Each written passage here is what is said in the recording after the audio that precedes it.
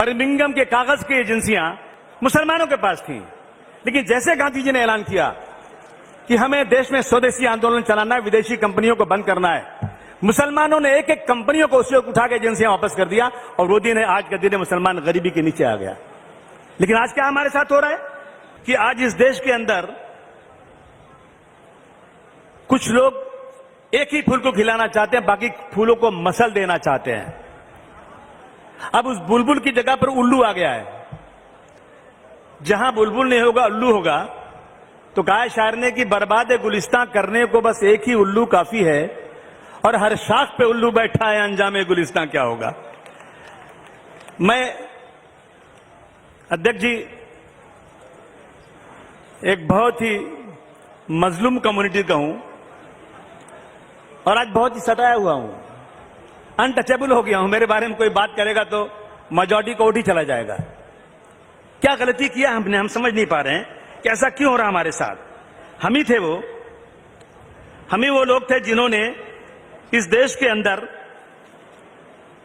जब सुभाष चंद्र बोस जी बर्मा में उन्होंने अपनी फौज बनाई थी तो सबसे पहला चंदा देने वाला मुसलमान था, जिसने 1,25,00,000 रुपया उस जमाने में दिया था कि अंग्रेजों को भगाने के लिए आपकी फौज को मेरी तरफ से ये डोनेशन है। हम ही थे वो। कौन सी गलती किया हमने, रोजाना हमारे ऊपर इस तरह की वार किया जा रहा है। अरे हम ही थे वो। जब चाइना से जंग हो रही थी, मुझे याद है कि मैं आजमगढ़ में छोटा सा था, आजमगढ़ में पुल के पास एक साधु बाबा की मंदिर थी और साधु बाबा बेचारे उस पर चलते थे, साइकिल पर चलते थे, उनका एक पैर लूला था और हम लोग उनके साथ उनकी साइकिल के पीछे गलियों में भागते थे कि चंदा दो, भारतवर्ष की चाइना से लड़ाई हो रही है। छोटा सा था, याद है मुझे।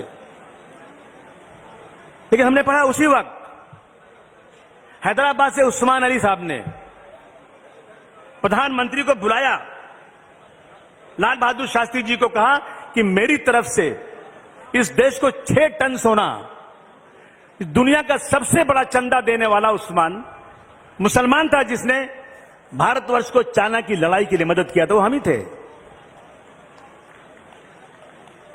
गांधी जी ने जब स्वदेशी आंदोलन का ऐलान किया तो वो जो आज अपने आप को ये लोग इस देश का बहुत बड़ा समर्थक समझते हैं, उन लोगों ने जेल से चिट्ठी लिखा कि हमें छोड़ दो, हम गांधी जी के स्वदेशी आंदोलन का मटिया मेल कर देंगे। आज वो हमसे सर्टिफिकेट मांग रहे हैं।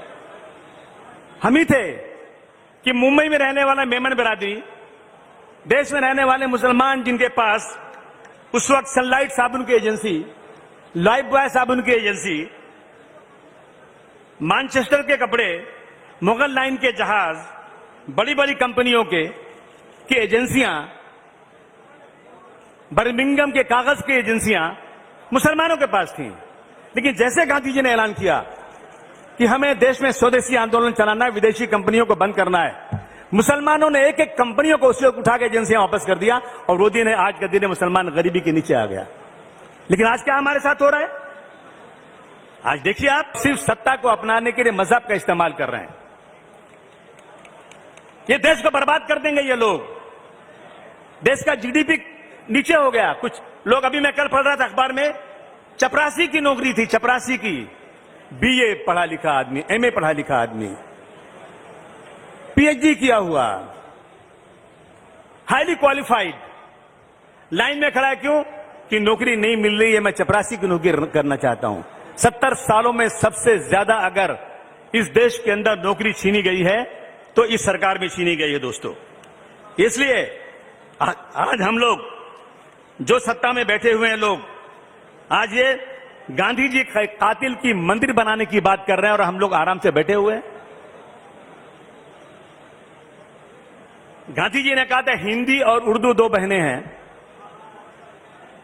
सर सैयद अहमद खान साहब ने कहा था कि ये इस देश में हिंदू और मुसलमान 2 आंखें हैं, अगर एक आंख भी खराब हो गई तो ये देश बदसूरत हो जाएगा। लेकिन आज सत्ता में बैठे हुए लोग मुसलमानों के साथ जो अत्याचार कर रहे हैं, मैं समझता हूं शायद हिस्ट्री में ऐसा कभी हुआ नहीं होगा। मैं गुजरात में जब दंगे हुए थे, मैं गया था, नेताजी उस वक्त अमर सिंह जी थे, देवगौड़ा साहब थे। हम लोग जब गए थे गुजरात में तो उस वक्त नेताजी को जाने नहीं दे रहे थे गुजरात में, अहमदाबाद शहर के अंदर। तो नेताजी ने कहा कमिश्नर से, मैं 3 बात बोलता हूं तुमको, या तो मुझे गोली मार दो, या तो मुझे जाने दो, या तो मुझे जेल भेज दो, और 15 मिनट देता हूं। 15 मिनट में अगर तुमने नई बात सुना ना तो मैं यहां से उठूंगा, चला जाऊंगा, मुझे किसी सिक्योरिटी की जरूरत नहीं। जब 15 मिनट हो गया, कमिश्नर ने कुछ नहीं कहा, तो बिना सिक्योरिटी के हम लोग निकल गए। तो भाग्य कमिश्नर आया। हमने गुजरात के हालात देखे हैं। बिल्किस बानो जो गांव में रहती थी, उसका बलात्कार किया गया, उसके तमाम घर वालों को मार दिया गया, एक भी घर वाला जिंदा नहीं था। वो औरत बे कपड़े के नंगी भागती रही और एक औरत मिली, उसको एक लहंगा दिया पहनने के लिए। उसने जाके शिकायत किया, कंप्लेन किया, लेकिन गुजरात की कोर्ट ने कहा कि गुजरात में इंसाफ नहीं मिलेगा, इसको महाराष्ट्र भेज दो। महाराष्ट्र में मुकदमा चला। उस केस को चलने के बाद सजाएं हुई, उम्र कैद हुई, लेकिन गुजरात सरकार ने उन सबको बाइज्जत बरी कर दिया। बरी करने के बाद कहते हैं कि ब्राह्मण लोग हैं, ये बहुत ही इनका जो है जेल के अंदर इनका रिकॉर्ड बहुत अच्छा, बहुत अच्छे लोग हैं। अब आप सोचिए, जहां एक तरफ देश में आज जो है रेप के ऊपर, मर्डर के ऊपर नए नए कानून बनाने की बात हो रही है, लेकिन अगर गुजरात में कोई आदमी मर्डर में और रेप में पकड़ा जाएगा, उसे जेल की सलाखों से बाहर छोड़ दिया जाएगा। ये हो रहा है देश के अंदर। तो इसलिए मैं कहना चाहता हूं दोस्तों, सबसे बड़ी बात यह है कि डॉक्टर भीमराव अंबेडकर साहब के कानून की धज्जियां उड़ाई जा रही हैं। हमारा रिजर्वेशन नहीं है। मैं पूछना चाहता हूं कि एयर इंडिया बिक गई। एयर इंडिया में मुसलमान 1% काम करता है, 99% मेरे मुल्क के दूसरे भाई काम करते हैं। और अब याद रखिए कि अब जो नई नौकरियां आएंगी ना, वो रिजर्वेशन से नहीं आएंगी, और जिनका रिजर्वेशन है उनको कॉन्ट्रैक्ट पे काम मिलेगा। 8 घंटे की जगह 12 घंटे काम करने पड़ेगा, तनख्वाह कम हो जाएगी। और पता नहीं क्यों लोग सोए हुए हैं देश के लोग। डायरेक्ट आरक्षण खत्म नहीं हो रहा है, लेकिन बैकडोर से आरक्षण खत्म हो रहा है। रेलवे बिक गया। अभी रेलवे की मैं बात कर रहा था यहां किसी से, स्टेशनों पे बीए पढ़े हुए लोग, रेलवे के ऑफिसेज में बीए पढ़े हुए लोग, टाइपिस्ट अच्छे, ये सब जो है ना, इन लोगों को 8,000 रुपए की नौकरी में काम किया जा रहा है। 8,000 रुपए की, सिर्फ 8,000 रुपए। लोग चुपचाप बैठे हुए हैं। हिंदुस्तान एंटीबायोटिक्स बिक गया, प्रोजेक्ट एंड डेवलपमेंट इंडिया बिक गया, इंजीनियरिंग प्रोजेक्ट इंडिया बिक गया, पवन हंस बिक गया, VRR कंपनी बिक गई, सेंट्रल इलेक्ट्रॉनिक्स लिमिटेड बिक गया, सीमेंट कारपोरेशन बिक गया, Indian medical and pharmaceutical company बिक गई, एलम स्टील बिक गई। इस तरह से सैकड़ों और हजारों कंपनियां बेची जा रही हैं, और देश का बिल्कुल देश में नौकरियां खत्म हो रही हैं, और हम लोग चुपचाप बैठे हैं। आज हम संकल्प करें